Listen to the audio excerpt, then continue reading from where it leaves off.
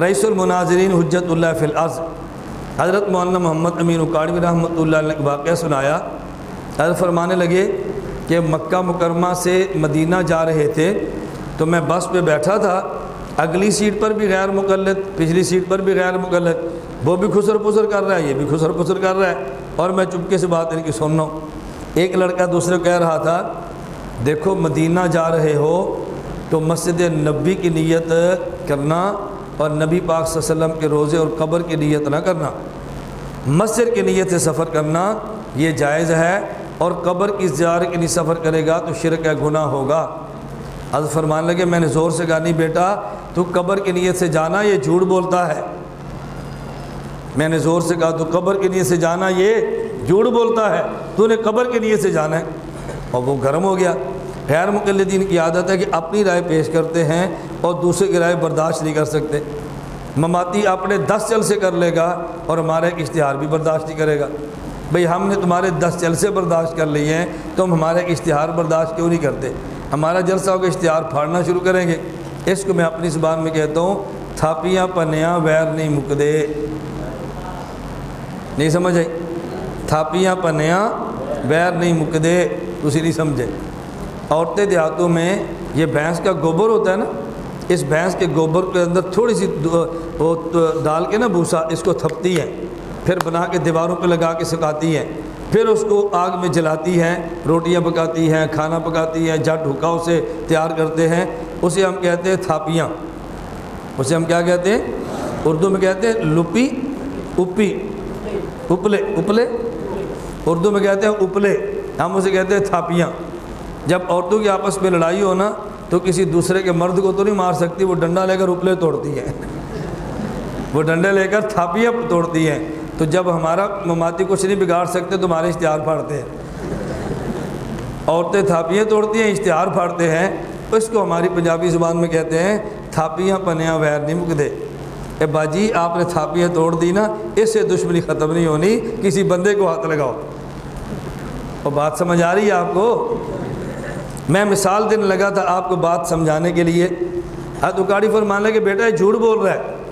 اس نے کہا جی کیوں؟ فرمایا آپ کہاں رہتے ہیں؟ غیر مقلد نے کہا جی پنجاب میں۔ تو یہاں پہ کیوں آئے تھے؟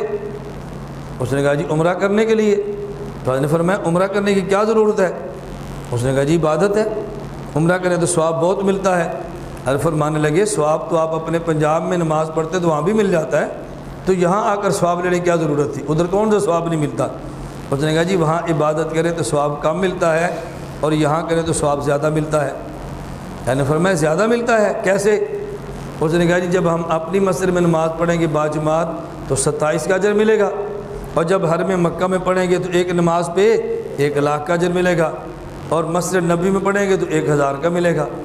ہمارا نظریہ ہے کہ 50,000 کا، ایک حدیث 1000 کی بھی ہے، غیر مقلد کہتے ہیں 50 والی ضعیف ہے، 1 والی صحیح ہے۔ تو میں کہا کرتا ہوں ضعیف حدیث والا اجر خدا ہمیں دے اور صحیح والا آپ کو دے دے، ضعیف حدیث والا اجر اللہ ہمیں دے دے اور صحیح والا اجر اللہ آپ کو دے دے۔ اس پر پھر یہ آمین بھی نہیں کہتے، اس پر آمین نہیں کہتے۔ ہمارے سرگودا کے ایک علامہ صاحب ہیں، انہوں نے جمعہ پڑھایا تو جمعے کے بعد یزید کی ترجمانی جمعے میں کی، تو جمعے کے بعد بیٹھ کے جس نے سوال کرنا ہے وہ کرو۔ اس نے کہا یزید برحق ہے، حسین کو غلط ثابت کیا رضی اللہ عنہ۔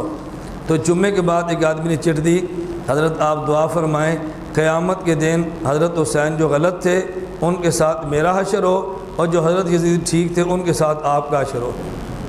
اب آمین بھی نہیں کہتے۔ سمجھ آ گئی ہے؟ تقریر پوری کر دی کہ یزید ٹھیک ہے، حضرت حسین غلط ہیں، اور جب ایک ان پڑھ بندہ کہتا ہے جی اب دعا کرے کہ میرا حشر حضرت حسین کے ساتھ ہو، آپ کا یزید کے ساتھ ہو، اب آمین بھی نہیں کہتے۔